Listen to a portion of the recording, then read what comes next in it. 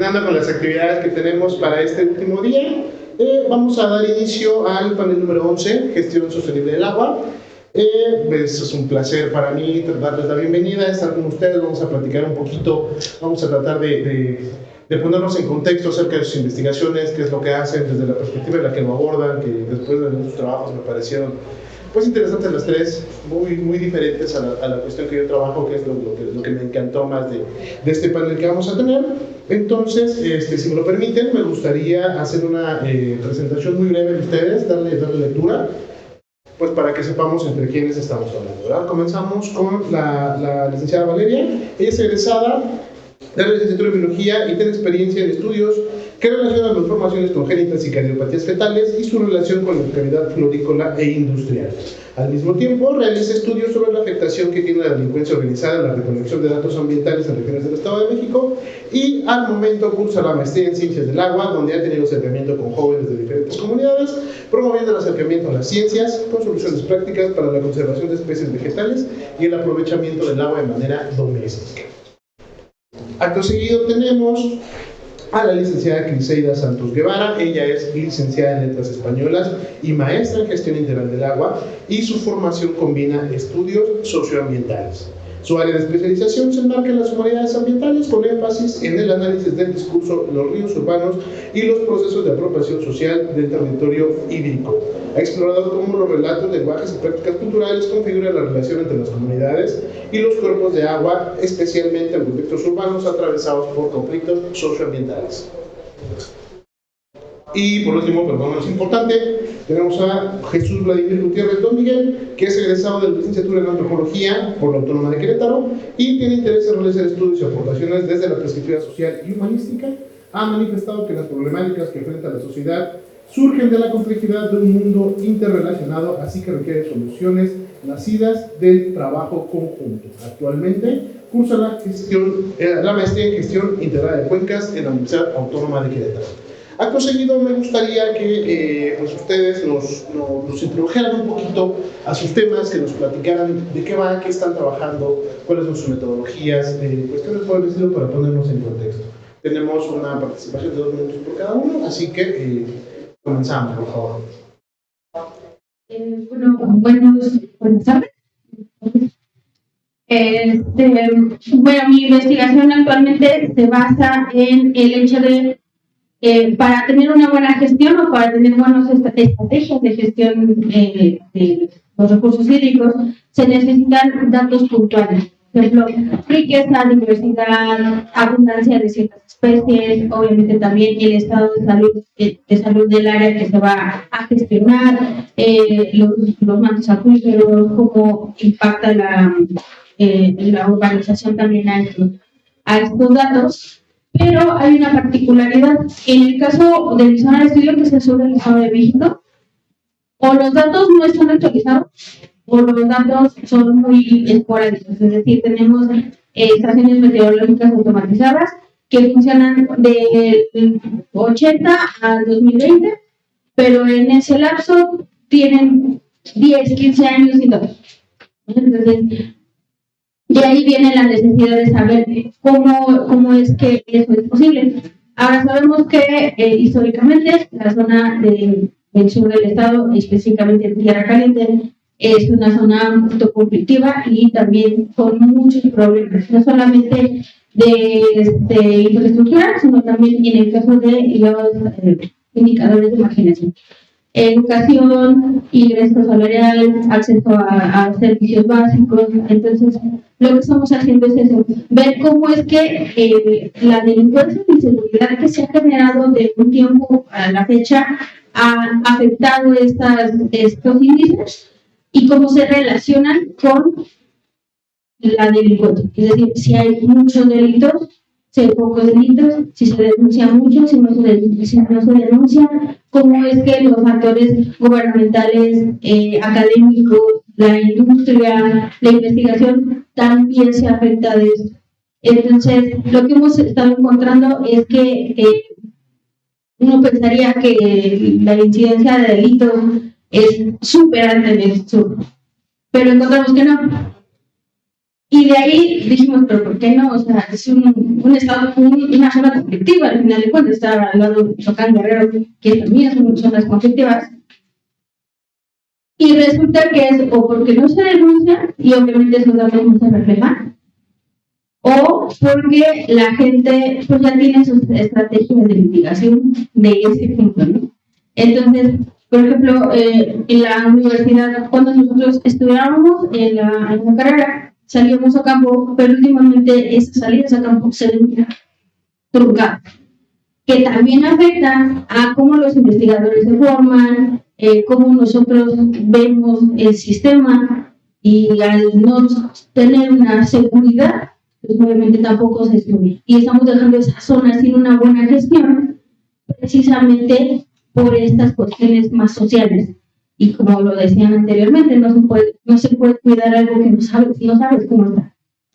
Bueno, entonces, más o menos de eso va a investigar. Muchas gracias, Rubén.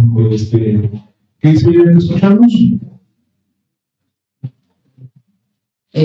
Sí, bueno, la investigación en la que estoy trabajando es acerca de las narrativas sobre los ríos urbanos, en especial el río Santa Catarina en Monterrey, en su tramo urbano, ¿no? Pues nace en la sierra. Yo utilizo el movimiento Un río en el río, no como un caso de estudio, sino como un caso ejemplar, porque el caso de estudio me ciñe al movimiento, y lo que estoy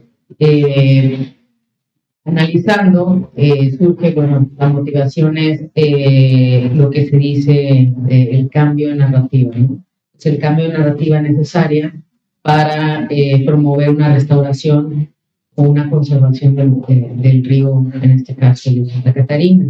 Entonces, el esquema que presento en esta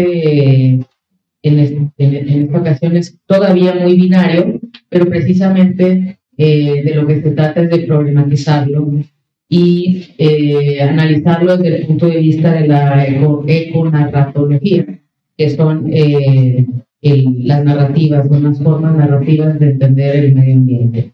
Entonces, desde ahí se considera que una narrativa es un acto motivado, por lo tanto, pues hay tantas narrativas como motivaciones alrededor del río Santa Catarina. Y bueno, en general, todo este conjunto va a producir un gran texto, que es el que se utiliza en consecuencia para realizar algo. Entonces, para este caso, lo que nos interesa primero es identificar y clasificar cuáles son las narrativas que favorecen o no la rehabilitación y conservación del río Santa Catarina, y qué actores son los que producen estas narrativas. Desde ahí podemos ver cómo es la interlocución, cómo se va construyendo el conocimiento, en este caso del río Santa Catarina, para justamente lograr o no el cambio de narrativa y hacia dónde se estaría caminando.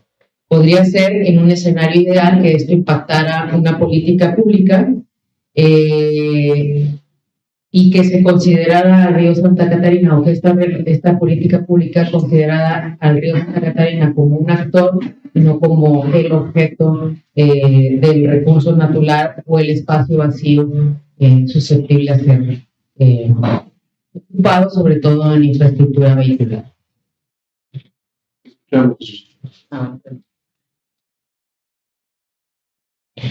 Pues primeramente quiero agradecer por la oportunidad de participar en este encuentro. Y bueno, mi tema de investigación es acerca del conocimiento local en conservación de suelos. ¿Cuál es el objetivo de esto? Es encontrar cuáles son las sinergias y cuáles son estos puntos de encuentro con el conocimiento técnico, y pues a partir de ello ver cómo generar alguna metodología, alguna estrategia, diseñar algunas herramientas justamente que puedan servir a los y las investigadoras a la hora de ir a campo y trabajar con las personas. Esta investigación nace de esta necesidad o de algunos casos que se han presentado ahí en nuestra maestría, que es en conservación de cuencas. Sobre todo en algunos proyectos, cuando se empiezan a ejecutar y el personal técnico está presente en comunidad y está dando instrucciones, pues bien se llevan a cabo estas acciones, todas estas labores. Sin embargo, pues comúnmente se dice, cuando el técnico se da la vuelta, pues la comunidad pues vuelve a otras acciones o deja de hacer las prácticas, ¿no? Entonces, pues esta investigación se centra en eso, ver cuáles son esas claves para que justamente las personas puedan apropiarse de esos conocimientos y sobre todo el respeto al conocimiento que ya tienen acerca de la problemática, porque vaya, o sea, uno puede acercarse como investigador, pero ellos viven la problemática todos los días, ¿no?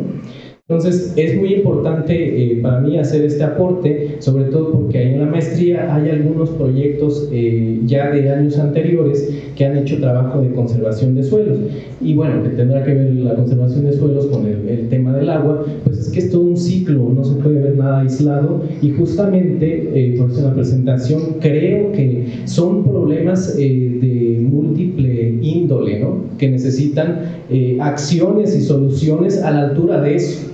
Necesitan soluciones desde la transdisciplina. Esa es una de las propuestas que tenemos a partir de esta investigación, que bueno, yo vengo de las ciencias sociales, yo soy antropólogo, y bueno, estos conceptos de la transdisciplina, a diferencia de la a lo mejor multidisciplina, hace la diferencia en tanto a que multidisciplina es de que tú tienes una formación, tú otra, yo otra, y bueno, sumamos desde aquí.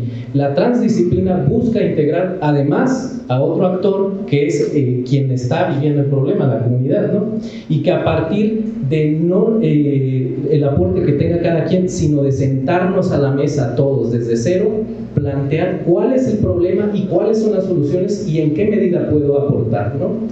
Eso para mí es como pues volver a un principio básico, la ciencia al servicio del pueblo, ¿no? Al servicio de las necesidades.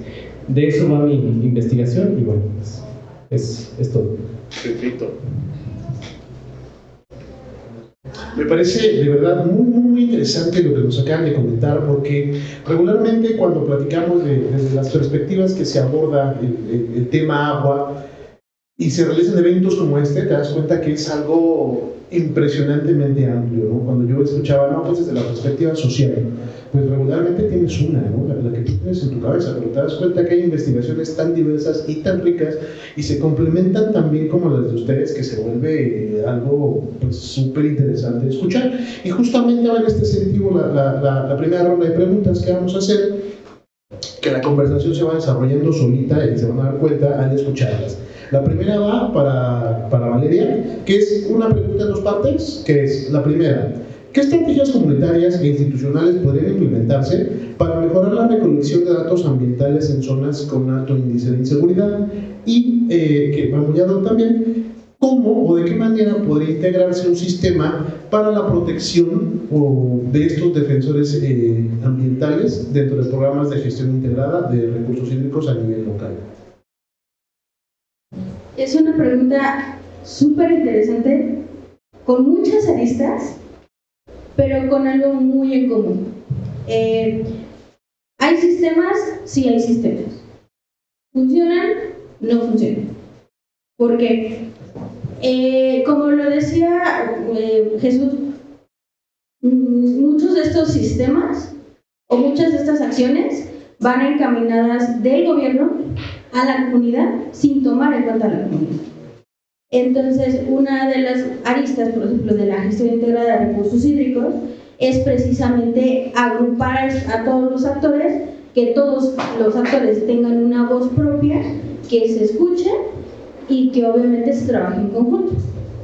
Entonces, lo que nosotros hemos visto, o lo que se tiene también documentado, es que cuando estos sistemas son llevados por instancias de gobierno, no tienen la permeabilidad que deberían, porque la gente desconfía del gobierno, desconfía de las instituciones, incluso a veces hasta de las instituciones académicas, porque lo asocian mucho con el gobierno, ¿no? Entonces, una de las estrategias que se ha visto que tiene muy buenos resultados es llegar directamente con los representantes de las comunidades. Sabemos que, por ejemplo, en esta zona, sobre todo en el sur del estado, las comunidades se rigen por comités de agua, delegaciones,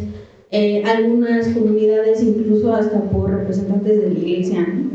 Entonces, llegar directamente con ellos, hablar con ellos, exponerles, no queremos llevarnos su agua, porque a veces también ese es un problema, es que vienen a estudiar el lago, vienen a estudiar el monte, vienen a estudiar porque se lo van a querer llevar, ¿no? Entonces, no es para eso, es para que ustedes lo puedan aprovechar, para que lo puedan sacar provecho, para que puedan también tenerlo durante muchas generaciones, y así es como la gente empieza a involucrarlos desde cero, desde miren, tenemos esta estrategia, ustedes cómo lo ven, no, pues es que puede funcionar, no puede funcionar, yo le metería esto, qué tal si hacemos esto, y entonces tomar en cuenta toda la comunidad, formar esa estrategia, y la estrategia camina sola.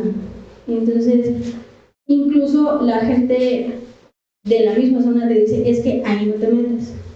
O es que aquí había tanto de bosque y el monte ya se hizo pelón. Se llevan tantas maderas, o incluso como en el caso de Gris, es que mi abuelo me contaba, es que mi papá cuando era joven, y ahí nos damos cuenta que sí hay una pérdida biológica, ¿no? Entonces, escuchar a las comunidades es súper importante, es vital para la conservación y obviamente también para el manejo de los datos ambientales. Ok. Está, como lo dices, ¿no? Es un tema muy interesante y muy amplio de platicar, que yo creo que estaríamos dando unos 3 horas para ponernos en contexto, pero pues da como resalta esa parte, ¿no? De la necesidad de generar alguna estrategia para poder pues acceder a este tipo de datos, este tipo de situaciones que son interesantes como investigadores. Ahora bien, la siguiente va dirigida a Crisaida, y me parece una pregunta muy interesante porque también es una duda que a mí me surgió cuando estaba leyendo tu trabajo, que dice: ¿qué factores internos y externos detonaron la formación del movimiento Un río en el río? Y según con las evidencias que tú recolectaste, y en ese mismo sentido, ¿qué aprendizajes de otros movimientos sociales ambientales podrían fortalecer este movimiento de Un río en el río en la incidencia de políticas públicas? El movimiento de Un río en el río es un movimiento muy peculiar. Y el río Santa Catarina en realidad también es muy peculiar porque cruza cruza muchos municipios del área metropolitana de Monterrey, está en medio, ¿no? Si han tenido oportunidad de ir a Monterrey, pues está ahí. Es muy evidente, lo que pasa es que su caudal no es evidente, parece que está seco. Entonces, hay mucho interés en ocuparlo con megaproyectos, ¿no? Y hay 3 ahorita muy importantes. Uno es la construcción de una línea del metro que va por intenta conectar el aeropuerto con intentaba hasta el área pudiente, que es San Pedro. Eso es lo que intentaba hacer, que se llama el corredor FIFA. Obviamente ya sabemos cuál es el interés ahí detrás, ¿no? En segundo lugar, y también está involucrado San Pedro, que es este municipio riquísimo, no de riquísimo, mucha influyente, sí, económicamente influyente. Es otro proyecto que se llama la interconexión. Lo que quiere hacer es hacerle un hoyo a la sierra para desahogar el tráfico de San Pedro. Y ese tiene conexión con el río Santa Catarina de forma perpendicular. Y el tercer megaproyecto es para conectar la carretera Saltillo con Monterrey en un viaducto elevado sobre el río Santa Catarina. Bueno, no sobre el río Santa Catarina, pero una parte. Entonces, ahí pues todo el mundo le quiere ahora sí que hincar el diente al río Santa Catarina. Y lo que había sucedido es que en el 2011, más o menos, sucedió un huracán, el huracán Alex, que había arrasado con toda la infraestructura que tenía el el río Santa Catarina, por alguna razón suspendieron las concesiones porque estaba concesionado el espacio, el suelo, y empezó a brotar un bosque ripario. Entonces la gente empezó a ver, ¿qué es esto? Está floreciendo el río, es un bosque, y acababa de suceder un evento más traumático, que era la deforestación del bosque La Pastora para construir el estadio de fútbol de los Rayados. Entonces la gente estaba muy sacada de onda, que bueno, ¿somos o no somos un bosque? ¿Tenemos o no tenemos vegetación? Y cuando vencen las concesiones, cuando es momento de renovarlas, se reactiva el interés de ciertos grupos por ocupar el espacio. Y entonces ahí es donde el movimiento del río un movimiento de un río en el río dice, ¿y qué tal si dejamos que esté el río en el río, no? Dejamos pues bueno, ya lo que se hizo, y no hagamos más, no hagamos estas mega obras, no intervengamos más esta infraestructura, porque además sí necesitamos vegetación, y si está probado que está creciendo esta vegetación, pues hay que defenderla, hay que usar el río como un espacio de resistencia. Ok, sí, algo más o menos hacer ahí de cómo es que surge este movimiento, pero yo lo veía más en el sentido no solo de la protección del recurso como tal, yo veía como un río, bueno, yo me imaginaba, ¿no? Como un río en el río, estamos hablando tanto de agua como de personas, como sociedad, como esa interacción que tenemos con la naturaleza que a veces pues dejamos un poquito al lado, ¿no? Como que lo damos por hecho de ahí está y ahí va a estar siempre cada que uno necesite, ya no se nos cuenta que la cosa no es así, ¿verdad? Entonces, en este mismo sentido, Vladimir, hay una pregunta que yo creo que quedaría perfectamente para ustedes, está abierto, si alguno desea opinar también, que sería, durante las investigaciones, en específico la tuya que has realizado, ¿de qué manera o cuáles son tus criterios para poder identificar a tus informantes clave? Porque hablabas de la dificultad de acercarse con las comunidades, lo mencionaron los tres, la desconfianza que tienen para con los investigadores, para con el gobierno, para con la educación. Entonces, ¿cuáles son esos criterios, esas estrategias para poder acercarnos y decir, bueno, de todo el grupo que estamos aquí, los clave van a ser Valeria Quisega y Jimmy? ¿Cómo le haces? ¿Qué nos puedes proponer al respecto? Claro. Bueno, la selección de actores clave para este proyecto ha sido en el sentido de que en la maestría ha habido algunos proyectos y ya hay algunos contactos clave. Entonces, las técnicas de acercamiento es hacer entrevistas semiestructuradas. La selección es a partir de que estas personas hayan participado en alguno de estos proyectos y pues que tengan la voluntad de participar. También al trabajar con personas y una consideración en general, si en alguno de sus proyectos trabajan con personas y no han considerado esto, debe de haber un apartado de consentimiento informado siempre que van a trabajar, ¿no? Y esto pues es un protocolo en el cual se les presenta pues para qué va a servir la información y ahí sí, hablar con honestidad, para qué va a servir esta información y cuáles van a ser los alcances. A veces desde la academia pues los alcances que tenemos para hacer intervención o para solucionar problemas pues no nos dan, ¿no?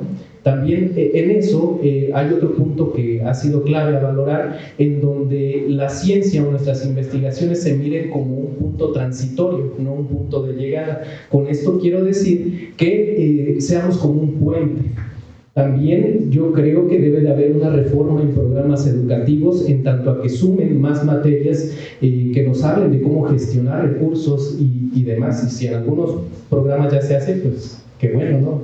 Pero justo en algunos a lo mejor se concentran justamente en la parte biofísica o la parte académica, y es importante esto de la gestión para pues también acercarte con esta confianza de decir, bueno, no tengo la solución, pero mira, podemos tocar estas puertas y estas estrategias para llegar a eso.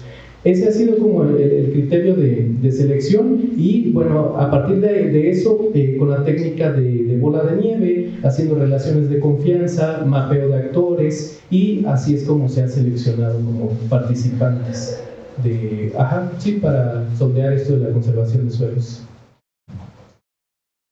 ¿Alguno de ustedes desearía agregar algo a esta pregunta? porque ambas trabajan con gente, ambas se acercan con personas, ambas platican con las comunidades. Entonces, ¿cómo le hacen? Y bueno, si me permiten, aquí podemos entrar también a la siguiente pregunta, ¿no? Que va en relación, no crean que solo lo estoy hablando, va completamente en relación.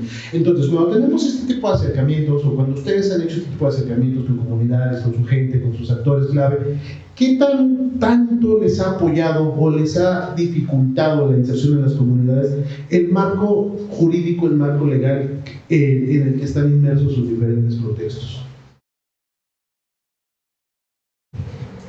Esa es una pregunta interesante para el Movimiento del Río. Bueno, yo trabajo con dos tipos de textos, ¿no? Uno es el texto escrito y otro es el texto que producen los actores en sus entrevistas. Y el Movimiento del Río en el Río es muy inquieto, está haciendo muchísimas cosas al mismo tiempo. Haciendo una consulta, haciendo una protesta, haciendo un foro, es un movimiento muy intenso. Y uno de los parte de las narrativas o donde se inserta esto del marco jurídico es una problemática que se ve en muchos cuerpos de agua, que es, bueno, cómo derivas de la Ley Nacional de Aguas a la ley municipal, a la ley estatal, a la política pública, y al plan hídrico, ¿no? Y Nuevo León sí tiene su plan hídrico, tiene un plan hídrico ahí muy raro, el plan hídrico Nuevo León 2050, y contempla ahí tres cositas muy puntuales sobre el río Santa Catarina.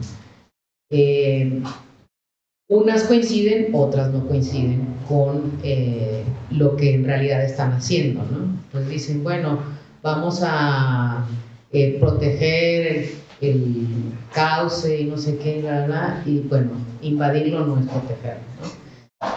Otra cosa interesante con el río Santa Catarina es que en algún momento fue declarado área natural protegida con la categoría de parque lineal, una cosa así. Eso permite ciertos rubros. La cuestión es que fue declarado área natural protegida, pero no lo firmó con agua. Entonces es así como que está jurídicamente como que sí protegido, pero no.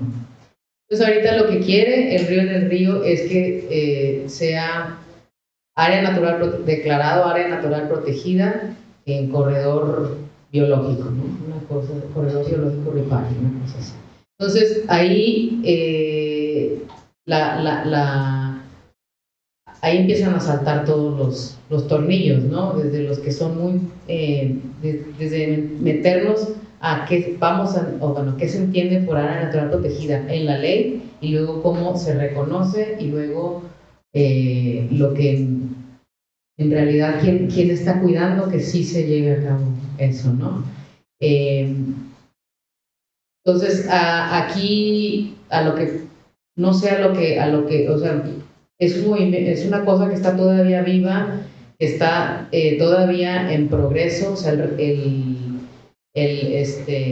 alineamiento sí se hizo, pero los otros dos megaproyectos no, y ahí entra un tercer documento que es la mía, ¿no? La manifestación de impacto ambiental, que la lees y dices, bueno, en requisito sí la cumplieron, pero en la práctica dice, no invade, pero es que yo no sé nada de mías y veo y digo, sí, está invadiendo, ¿no? Aquí encima, ¿no? Aquí está. Entonces, está muy compleja la forma en que atraviesa el marco jurídico al movimiento del río, y sobre todo cuál frente a estos grandes intereses, cuál sería la posibilidad de que, digamos, sí se hace la política pública, pero además que se haga la política, se ponga en práctica. Vale, si me permites, aquí te lo voy a complicar todavía un poquito más. Vamos a pasar a una parte más, pues que me parece muy enriquecedora, muy constructiva de este tipo de encuentros, ¿no? De todo lo que se dijo, lo que hemos escuchado. los puntos de coincidencia que me parecen evidentes entre sus tres investigaciones, va justamente de eso esta pregunta, en continuación con lo que estaba diciendo Cris, no solo, además del marco jurídico. ¿Cómo te imaginas tú, cómo ves tú que podrían beneficiarse tu investigación, tanto del proyecto de Vladimir como de Criseida, y viceversa, ¿no? Es una pregunta para los tres que me encantaría que los tres me contestaran, y aquí sí los dejo pelear, ustedes escojan el orden en el que vamos a responder, pero es eso, o sea, además del marco jurídico, que es diferente en cada zona de estudio, ¿de qué manera lo podemos integrar? ¿Cómo te beneficias tú y cómo los beneficias a ellos con tu investigación? Ok, bueno, empezando con la parte de los actores. En mi caso, no es de vamos y preguntamos en las comunidades, porque pues obviamente, pues no, por cuestiones de que nos gusta seguir vivos. Pero lo que hacemos es ir con representantes clave, es decir, gente que haya trabajado en campo, que tenga equipos de trabajo, que haya trabajado en ciertos actores, en ciertos líneas, y de ahí que ellos nos cuenten sus experiencias. Yo tengo este conflicto con esta comunidad porque pasa esto, nosotros no podemos entrar porque pasa esto, a nosotros nos detuvieron porque pasa esto, y cosas por esto. Entonces, por ejemplo, la parte de Vladimir se me hace muy interesante, eso de vamos y les presentamos el proyecto y cómo se hace y cuál es el beneficio y todo eso, que al final de cuentas es para las comunidades. Y todo lo que hacemos aquí también es para las comunidades, no se nos queda a nosotros. Nosotros no nos ponemos la carta ahí de, yo lo hago, pero pues es para todos, ¿no? Entonces, creo que, por ejemplo, en el caso de Cris, movimientos como este, de El Río en el Río, de buscar la documentación histórica de cómo se habla de una problemática, cómo se habla de una zona, cómo la gente se percibe en esa zona, es súper importante para contextualizar todo lo que hay ahí.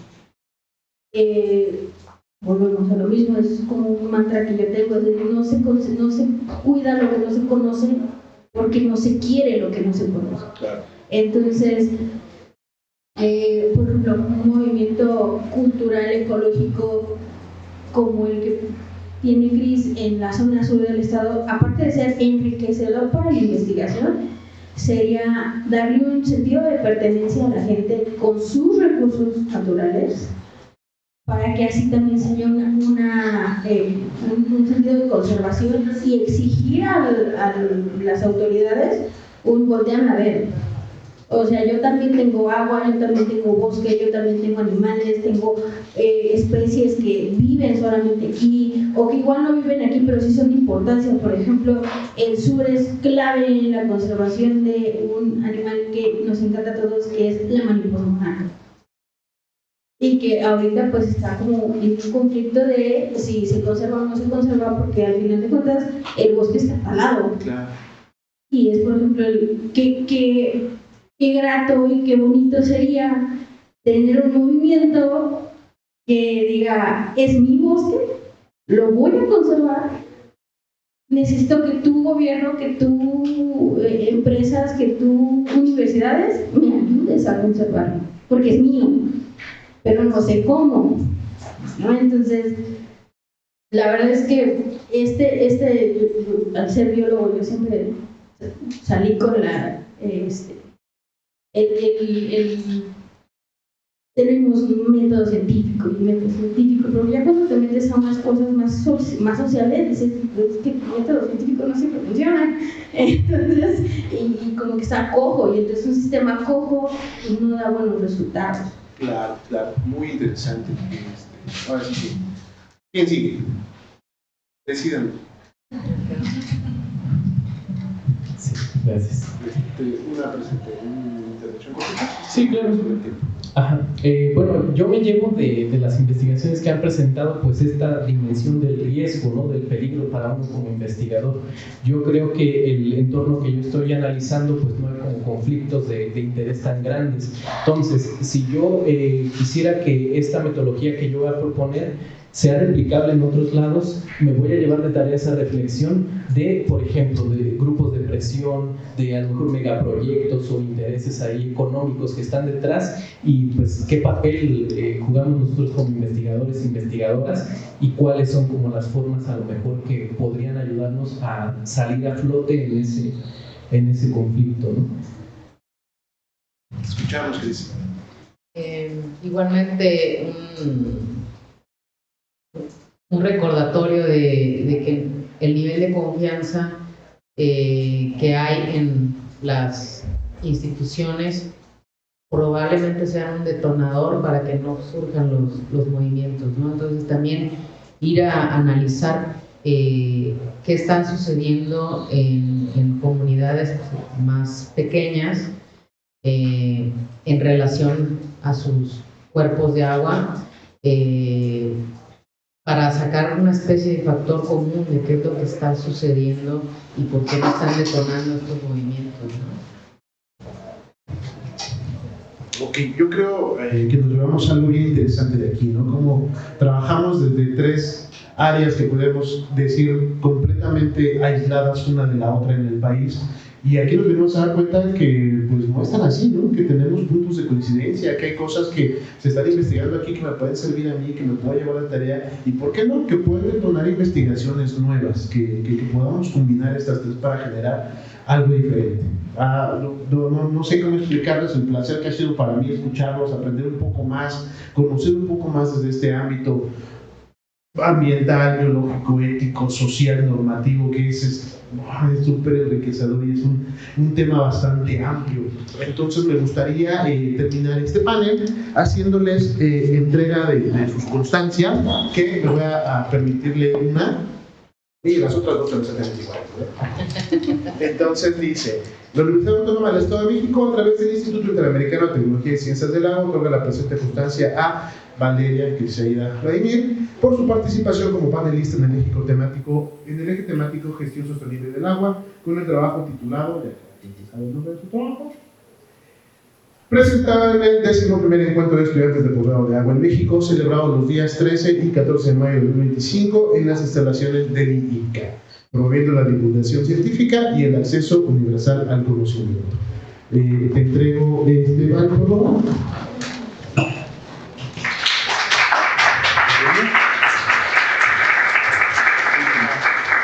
Al mismo tiempo, me gustaría también reconocer el esfuerzo y la participación de los conductores, que si están aquí, por favor, acérquense a recibir su constancia. Aileen Trujillo Rogel, Carlos Fernando Arena, que anda por allá en otro panel, y Dafne Luna Pérez. Dafne Luna Pérez. Y con nuestra relatora también, digo una parte que no es muy visual, pero que también es muy importante, Elisa Muciño, la que está aquí. El resumen aquí. Muchísimas gracias, acérquense por favor, nos tomamos una fotito entre todos. Aquí está tu constancia. Y aquí está tu constancia. Pero por acá sé que te no pasa nada, son una onda. No mordemos Tan fuerte. No dejamos marcas.